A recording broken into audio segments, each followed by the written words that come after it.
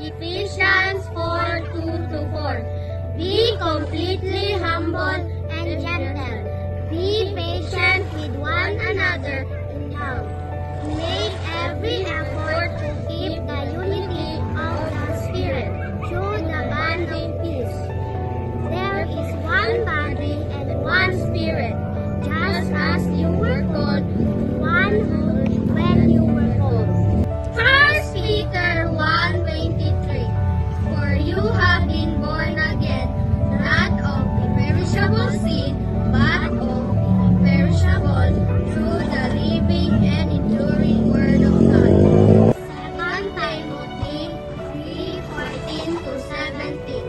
But as for you, continue in what you have learned and how you become convinced of what you know, do so whom you learned it. And now from infancy through the Holy Scriptures, which are able to make you wise for salvation through faith in Christ Jesus. All Scripture is God-breathed, is useful for teaching, rebuking, correcting, and training in righteousness, so that the servant of God may be thoroughly equipped for every good work. Deuteronomy 6:4-9. Hear, all Israel, the Lord our God, the Lord is one.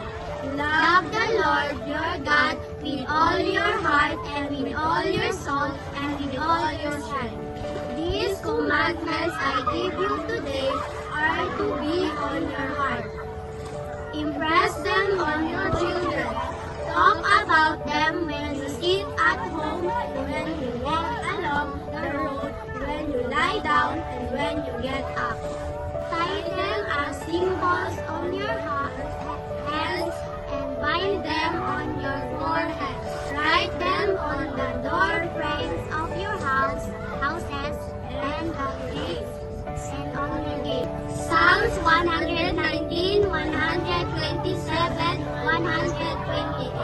Because I love your commands more than gold and more than pure gold. Because I consider all your precepts right, I hate every one. Isaiah 14:8. The grass withers and the flowers fall, but the word of our God endures forever. 1 John 1:9.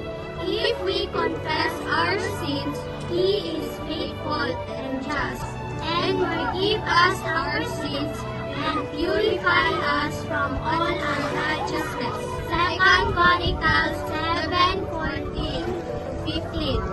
If my people If my people who are called by my name will humble themselves in praise and seek my face and turn from their wicked ways, then I will hear from heaven, I will forgive their sin and will heal their land.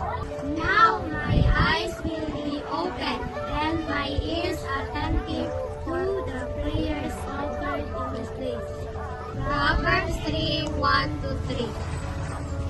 My son, do not forget my teaching, but keep the command in your heart. For they will prolong your life, many years, and bring you peace and prosperity. Let love and faithfulness never leave you. Bind them around your neck, write them on the tablet of your heart. Deuteronomy 28:1-6.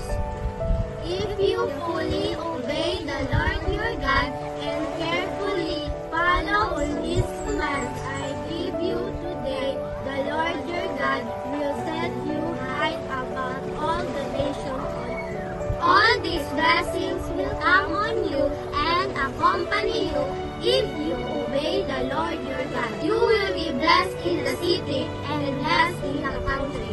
The fruit of your womb will be blessed, and the crops of your land and the young of your livestock, the crops of your herds and the lambs of your flocks. Your basket and your kneading trough will be blessed. You will be blessed when you come in and